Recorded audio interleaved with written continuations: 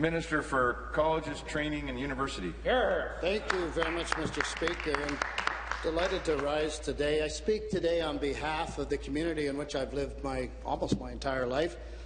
I speak today on behalf of the people of Scarborough Centre, who I've had the privilege and the honour to represent for close to 20 years, both the municipal and provincial levels.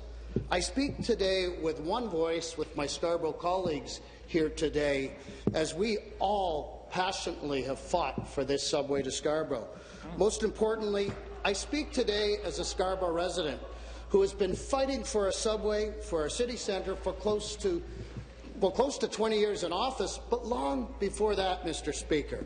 And so I think I can say with some authority on behalf of my colleagues here today, in unison with my colleagues here today, I think I can say with authority on behalf of the people of Scarborough to all politicians, regardless of their political stripe, regardless of the level of government they happen to be at, to stop playing politics with this very crucial, important infrastructure project. This is one of the most important infrastructure projects that we're going to see in Scarborough, in Toronto, in the GTA and in Ontario.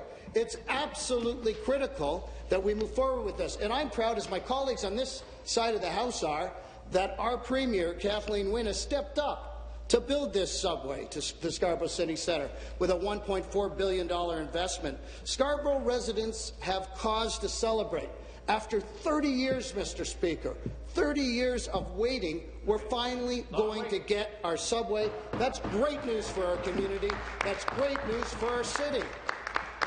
And, Mr. Speaker, it's important that we do this because Scarborough City Centre is one of the fastest-growing city centres in Canada. It's important we do this, Mr. Speaker, because one of the things that's hampered the growth and diminished the growth somewhat in the Scarborough City Centre is the fact that it didn't have a direct connection to the subway.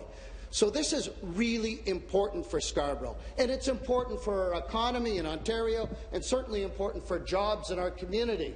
And, Mr. Speaker, I want to thank all my colleagues here today from Scarborough for the recognition they have of how important this project is.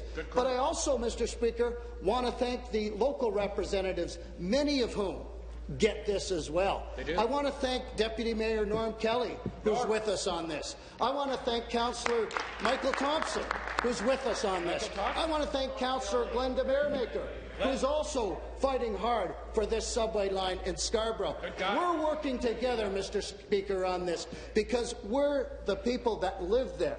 We're the people that represent the people of Scarborough. We know this is critical. And we all ask all members from all parties, enough is enough. Look, if you're a subway supporter, support this subway. Let's work together to build it. If you have ideas as to how you can improve it, we're all ears.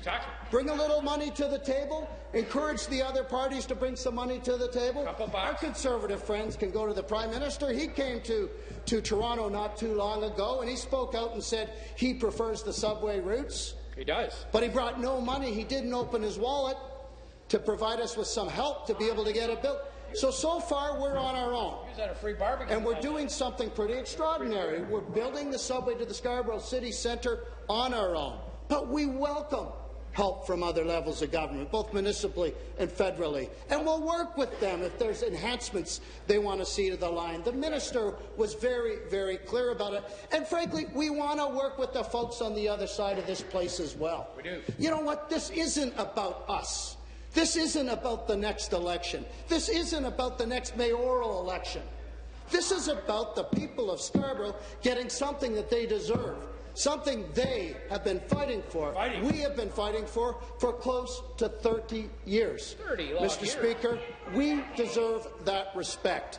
And I want to tell you, we were heavily offended today in question period when the Leader of the Opposition committed a slur against the people of Scarborough by calling Scarborough Scarborough. Mr. Speaker, that's a lack of respect. Now, he can make up for that, Mr. Speaker, by, number one, apologizing for that slur. Number two, he can make up for that by recognizing that his political interests are less important than the interests of the people of Scarborough, Let's work together on this. Let's build this subway line. Let's get it done for the people we represent in Scarborough. Good knows, Mr. Speaker, 30 years of waiting is long enough. People of Scarborough deserve this line, and this government is determined to build it. We'd like to have your help doing that, but we're going to build it with or without your help. Thank you, Mr. Speaker. Further debate.